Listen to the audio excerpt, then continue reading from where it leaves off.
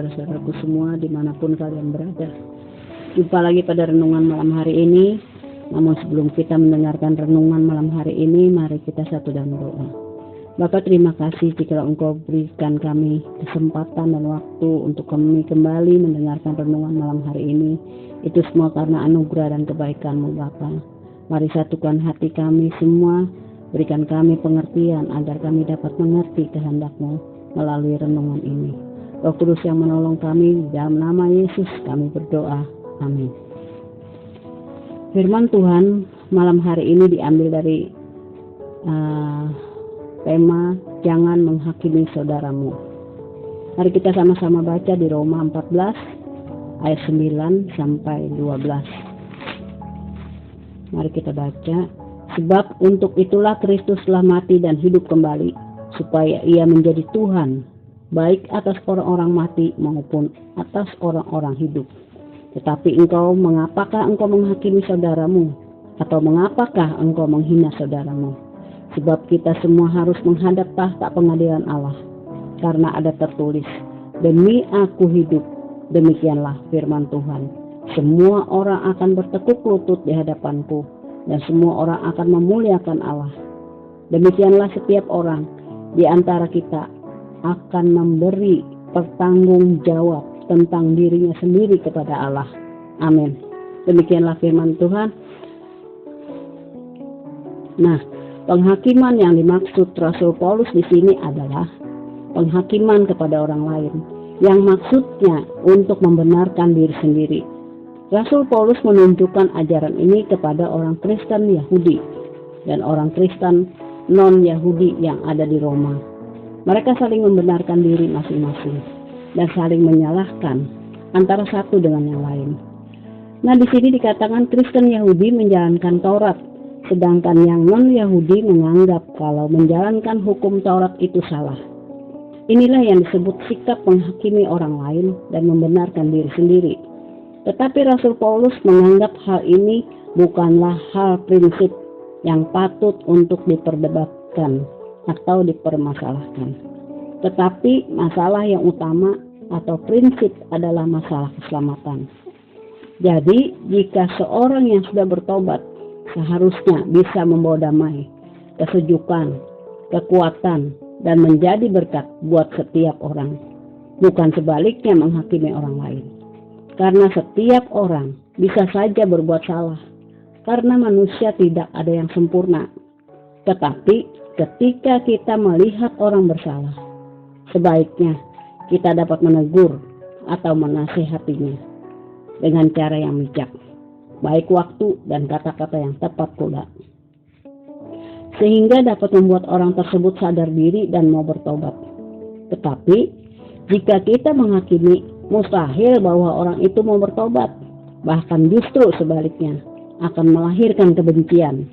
Itulah yang disebut perbedaan antara menasihati dan menghakimi.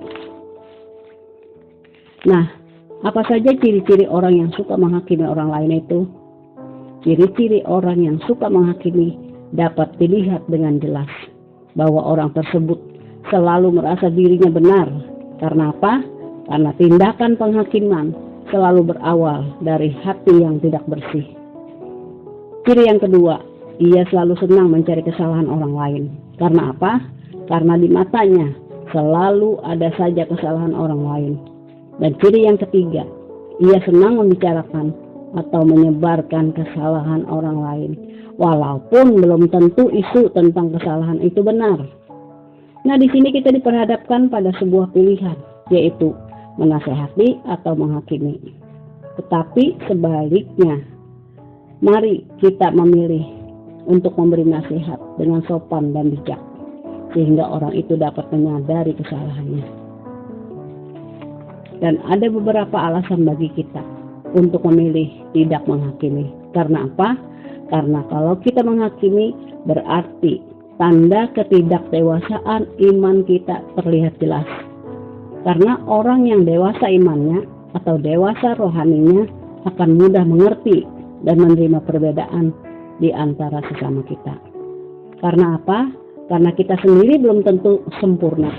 Dan kalau kita menghakimi, kita tidak dapat menjadi saksi Kristus, yang nanti pada akhirnya kita harus berhadapan dengan tahta Allah atau pengadilan Allah.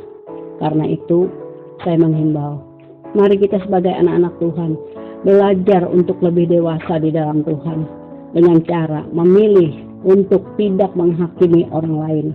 Karena setiap pilihan kita itu akan kita pertanggungjawabkan di hadapan Tuhan. Karena apa? Karena hanya Tuhan saja yang berkuasa menghakimi setiap orang. Dan firman Tuhan berkata di Ibrani 10 ayat 30, penghakiman adalah hakku. Demikian firman Tuhan malam hari ini. Kiranya Tuhan Yesus memberkati kita semua. Amin. Mari kita satu dalam doa. Terima kasih Bapa, jika firman-Mu saat ini telah mengajarkan kami untuk tidak menghakimi seseorang. Tetapi biarlah kami boleh memilih yang terbaik, yaitu menasehati orang yang telah melakukan kesalahan dengan kata-kata yang sopan dan bijak, serta dengan waktu yang tepat.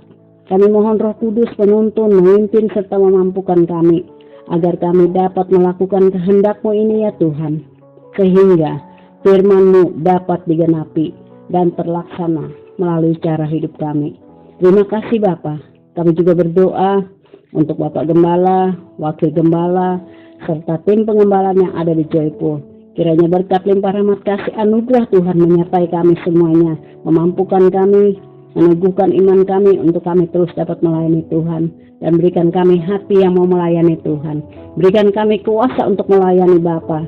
Terima kasih Tuhan. Kami juga berdoa untuk setiap jemaat Joyful yang ada Tuhan. Berikan mereka kekuatan, kesehatan sempurna, perlindungan darah anak domba terus menyertai mereka. Kami juga berdoa untuk pemerintahan Kota Tangsel. Kiranya Kota Tangsel ada di dalam kendali-Mu Bapa. Kami juga berdoa untuk vaksin yang ada, sehingga semuanya tercukupi bagi orang-orang yang membutuhkan. Kami juga berdoa untuk para medis, Tuhan berkati semuanya, lindungi sertai mereka dan keluarganya Tuhan di dalam nama Yesus. Kami juga berdoa untuk jiwa-jiwa yang belum mengenal dan percaya akan Engkau. Tuhan memberkati mereka semuanya. Biarlah hati Tuhan tergerak oleh belas kasihan untuk menjangkau jiwa-jiwa ini Tuhan sesuai dengan kehendak-Mu. Terima kasih Bapa. Kami juga berdoa untuk Indonesia. Kiranya Indonesia diberkati Tuhan, dan Indonesia ada di dalam kendali-Mu. Tuhan pulihkan perekonomiannya, senang papannya, kesehatannya. Rawatan Tuhan terjadi sehingga kesembuhan massal terjadi di mana-mana Tuhan. Hujan pertobatan terjadi di mana-mana. Kelimpahan berkat-Mu terjadi Tuhan.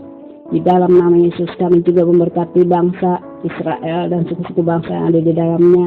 Diberkatilah perekonomian mereka.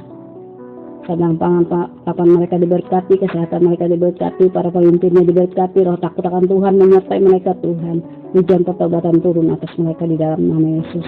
Bapa, inilah doa-doa yang sudah kami bawa di hadapan Tuhan. Kami percaya Engkau mendengar di tempat tinggi dan menjawab tepat pada waktunya. Dan kami boleh menerima jawaban doa kami sesuai waktu dan kehendak-Mu. Dalam nama Yesus kami sudah berdoa. Haleluya. Amin.